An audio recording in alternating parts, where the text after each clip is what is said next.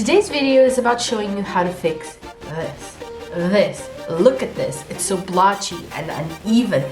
Such a mess. And it will look even worse when it's dry, trust me. All this hard work ruined by this simple mistake that you don't even know you're making. Trust me, you will want to facepalm when I tell you about it. I'm telling you, this mess is so easy to fix that by the time this video ends, you will never, ever do it again. Let's go. Let me show you the problem. Let's paint the simple square right here. When we're painting a square, we want to do it perfectly, right? So we come here and we want to paint the lines, make sure we stay in the whole time.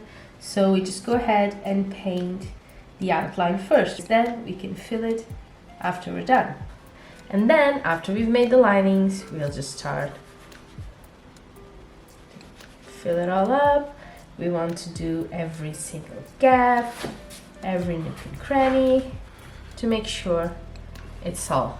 But now it isn't, is it? Because here is more, here is heavier, then it's lighter, so we go back and we add more paint.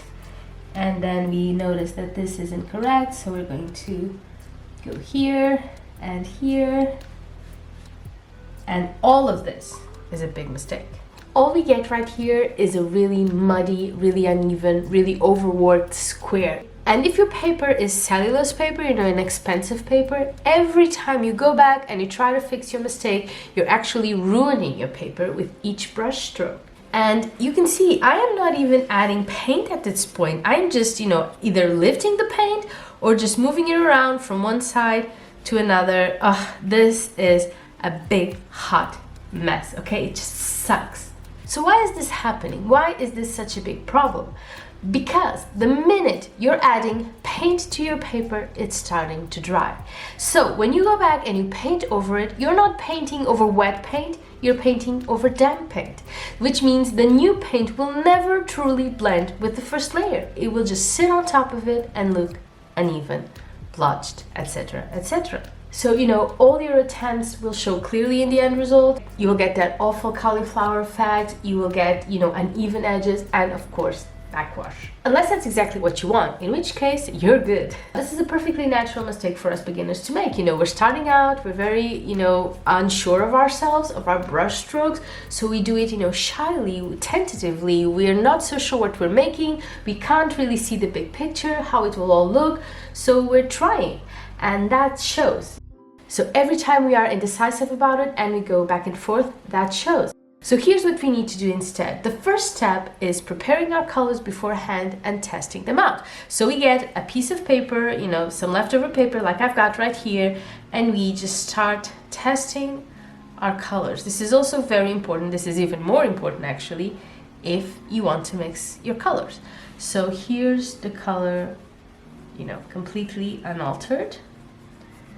But if we want it a little bit darker, we need to go get a little bit of red, and that's how we darken our color. Okay, let's try it out. This is essentially what you need to do for all the colors in the project that you're going to paint, okay? Because here's what's happened. If you don't make enough paint beforehand, what will happen is it will run out mid-project. And then, if you run out of colors, what do? Do you add water? No, it will be too light. You add more paint. What are the odds that it will be the exact same ratio for the paint that you first started painting with? Not very good, right? Also, plan ahead, okay? Just figure out your project even before you pick up a brush. See, what kind of shapes you want to do, what kind of values you want to add for each one, the kind of, if it's going to be very uneven or very straight, how dark or how light you want your values to be. All of this will be projected and planned by you even before you pick up a brush. And then when you're ready to paint, just do it, start at the top, go left to right or right to left or wherever you want, and just do it all the way down. If you're missing some details, don't worry, it won't show, not in the big picture. You can just do it and be done. That's how you make sure you get an even coat of paint, a completely uniform, No uneven edges, no blotches, no nothing. This is how you get your perfect painting, okay? If you missed a couple of spots, just leave them, you know, they're not noticeable. And maybe just practice your brush strokes when you're not painting to make sure you get it right the next time. It doesn't really matter if it's like a straight shape or curved shaped or whatever. The beginning, the principle is always the same. Just do it, okay? Don't hesitate, don't overwork your paint. Just fill that space in one go and don't look back at it, okay? Because if you go back, let's go back to that green we just worked. Oh no, I forgot this shape right here. You see? It immediately is going to show. It's not going to be even anymore. You will see this harsh line over here. You will see a little bit of a cauliflower effect because I am painting over damp paint, not wet. And it will definitely show. You will not get a uniform layer. If you absolutely want to go back, if you absolutely have to go back, wait for the first layer to dry completely, okay? No damp paint, just dry paint, and then you add a second layer of paint. You layer your paint. You do not use it while it's wet. You see, this is a perfect example of everything that's wrong with what we just done. This will never be uniform. When it dries, it will show even more than it's showing right now.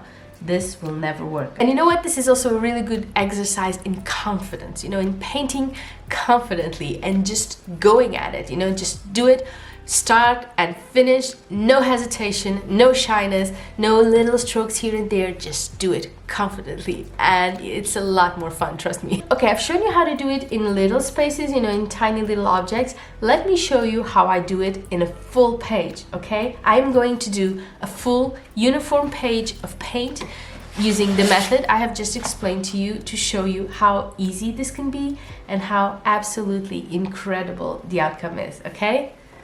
So let's pick a color. So what I'm going to do is I'm going to fill this page with this lovely blue and I want to make it uniform, meaning I am not going back and forth with my paint, okay? I just keep going down. If I see that the paint is being too light, I go back and we want to make this as even and it's uniform and we only have a really small window to do it, okay? The moment this paint starts to dry, it's game over, okay? It is going to show and that's not what we want.